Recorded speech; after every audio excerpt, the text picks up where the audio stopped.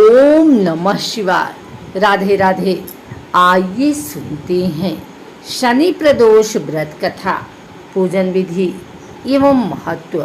प्रदोष व्रत शुक्ल और कृष्ण पक्ष की 12 या 13 को आता है। प्रदोष का व्रत और उपवास भगवान सदाशिव को खुश करने के लिए किया जाता है।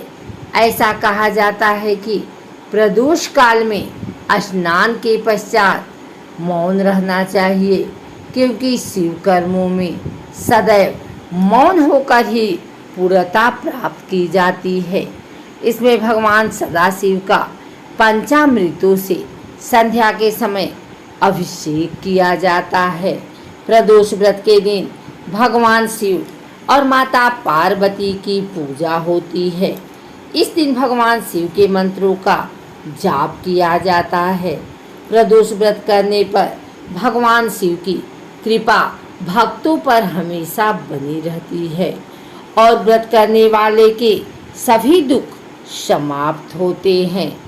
आइए सुनते हैं शनि प्रदोष व्रत कथा। व्रत रखने वाले व्यक्ति को व्रत के दिन सूर्योदय होने से पहले उठना चाहिए। फिर नित्य कर्म करके मन में भगवान शिव का नाम जपते रहना चाहिए।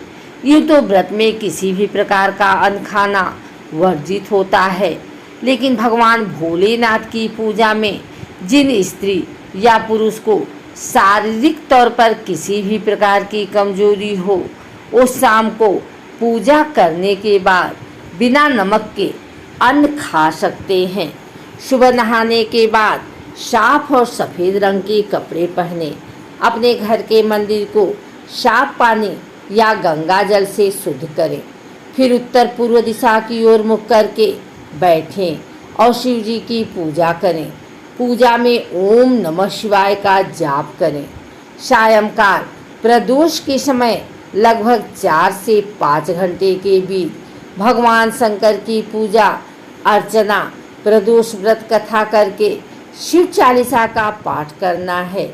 पूजा के पश्चात शिव के रुद्राक्ष की 108 माला का जाप अत्यंत सुखकारी एवं लाभ देने वाला होता है।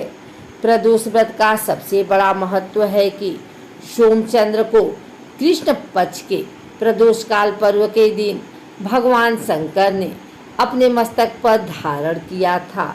इसमें चंद्र को प्रदोष के नाम से जाना जाता है। उपासना और प्रदोष करने वालों को सोमचंद्र प्रदोष से व्रत एवं उपवास की शुरुआत करनी चाहिए। प्रदोष काल के उपवास में केवल हरे मूंग का सेवन करना चाहिए, क्योंकि हरा मूंग यह पृथ्वी तत्व है और यह मंदाग्नि को भी शांत रखता है। आइए सुनते हैं शनि प्रदोष व्रत कथा। यदि इंसान को सभी प्रकार की पूजा पाठ और व्रत करने के बाद भी सुख शांति और खुशी नहीं मिल पा रही है, तो उस व्यक्ति को हर माह पड़ने वाले प्रदोष व्रत पर जप, दान, व्रत इत्यादि करने से पूरा फल मिलता है। यदि व्यक्ति चंद्रमा के कारण परेशान है, तो उसे वर्ष भर के सारे प्रदोष व्रत करने चाहिए। प्रदोष व्रत वाले दिन लोहा, तिल, काली उड़द, शकरकंद, मूली, कंबल, जूता और कोयला आदि चीज़ों का दान करें, जिससे शनि परेशान न कर सकें। शनि खराब चलने से इंसान को रोग, दरिद्रता और परेशानी आदि घेर लेती है।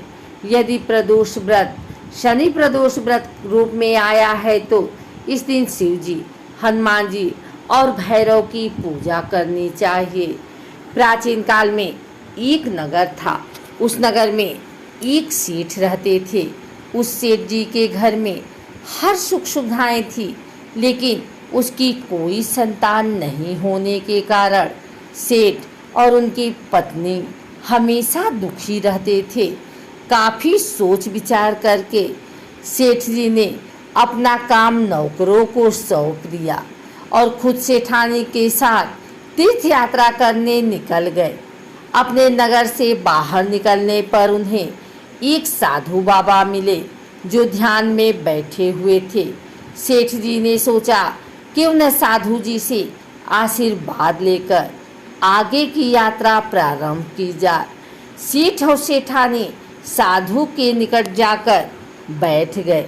साधु ने जब आंखें खोली तो उन्हें पता चला कि सेठ और सेठानी काफ़ी समय से उनके आशीर्वाद की प्रतीक्षा में बैठे थे। साधु ने सेठ और सेठानी से कहा कि मैं तुम्हारा दुख जानता हूँ, अब तुम शनि प्रदोष व्रत करो, इससे तुम्हें संतान का सुख प्राप्त होगा। साधु ने सेठ सेठानी को प्रदोष व्रत की विधि बताई और शिव जी की पूजा करने को कहा। दोनों साधु से आशीर्वाद लेकर तीर्थ यात्रा के लिए चल पड़े। वहाँ से लौटने के बाद सेठ और सेठानी ने शनि प्रदोष व्रत किया, जिसके प्रभाव से उनके घर में एक सुंदर पुत्र पैदा हुआ और खुशियों से उनका घर भर गया।